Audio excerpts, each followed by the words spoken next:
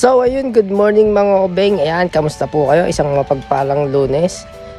For today's video mga obeng ay samahan nyo lang po kung magpaayos ng cellphone. Ayan. Ito po ay isang iPhone 6. Ayan. Syempre baka isipin nyo, sabihin nyo, bakit kailangan mo pa ipagawa yan? Lumang modelo na. Opo, lumang model na to. Kumbaga wala na kayo makikita nito sa mga nagbebenta ng mga cellphone o kahit second hand, wala na siguro kayo makikita nito. Kasi po itong cellphone na to ay sobrang may sentimental value po sa amin ni Patricia to. Kasi po ito po yung kauna-unahan namin ginamit na cellphone na pang vlog. Yan po. Ito po yun, nag-uumpisa pa lang po kami mag-vlog, ito na po yung gamit namin. So nung pandemic 2020, ito na po yung gamit namin. So nasira siya. Okay naman yung battery niya. Napalitan na to ng bagong battery. Napalitan ko na, ako nagpalit. And then ang problema niya naman ngayon is yung kanyang LCD. So pupunta tayo doon sa repair shop at ipapagawa natin to sa kanila. So samahan niyo ako. Let's go guys.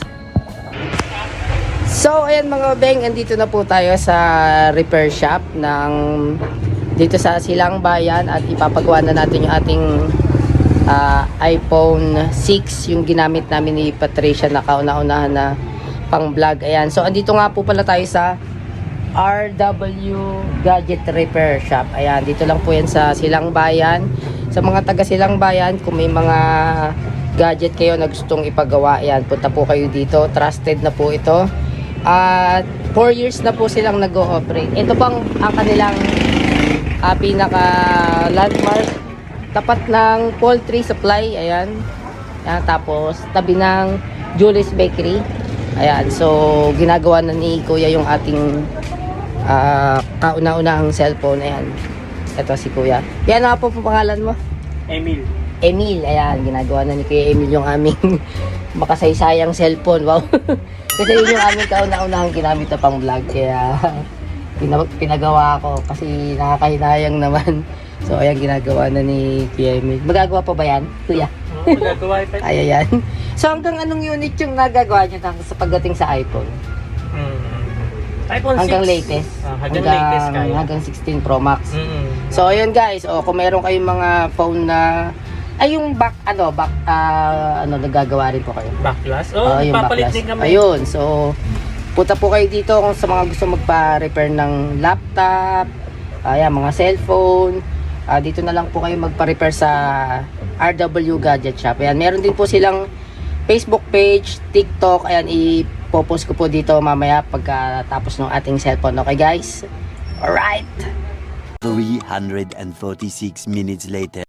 So ayan mga obeng, after ilang minuto, yung phone ko na pinagawa is, ang akala ko kasi LCD lang ang problema, pero sabi ni Sir Emil ay board na sir. Ayun. U2IC. Ayun, U2IC daw. Yung board nang sira. So magagawa naman siya, kaya lang iiwan ko muna si cellphone dyan at sina sir na ang bahalang magdoktor dyan sa phone ko. At na-stock nga po kasi siya simula nung siguro mga 3 years na na-stock yung phone na yan. Hindi ko ginagamit talaga, kaunahan namin pang vlog. So sabi ko paggawa natin, sayang kasi yan yung natin pinakaunang ginamit natin. So ayan, babalikan ko na lang, iiwan ko na lang si phone dito. Ayan sir, maraming salamat. Babalikan ko na lang pag okay na sir. Ayun, yun sa mga gusto magpa-repair, yan. Hanggang latest na iPhone, hanggang 16 Pro Max nagawa sila. Yung mga basag yung back nyo sa phone, nagawa sila. No, MacBook, yan, di ba sir, nagawa rin kayo mga MacBook. Ayan, MacBook 13 Pro Max, white screen, green screen, ayun, black screen. Ayun, 13 Pro genuine battery, meron din kami. Ayun. Nagpapalit din kami. ayun. So punta na kayo dito sa RW Gadget Repair. Ito yung kanilang Facebook, ito to. Ayan, i-follow nyo na po to. Ito, ayan, nakita nyo sa taas yan.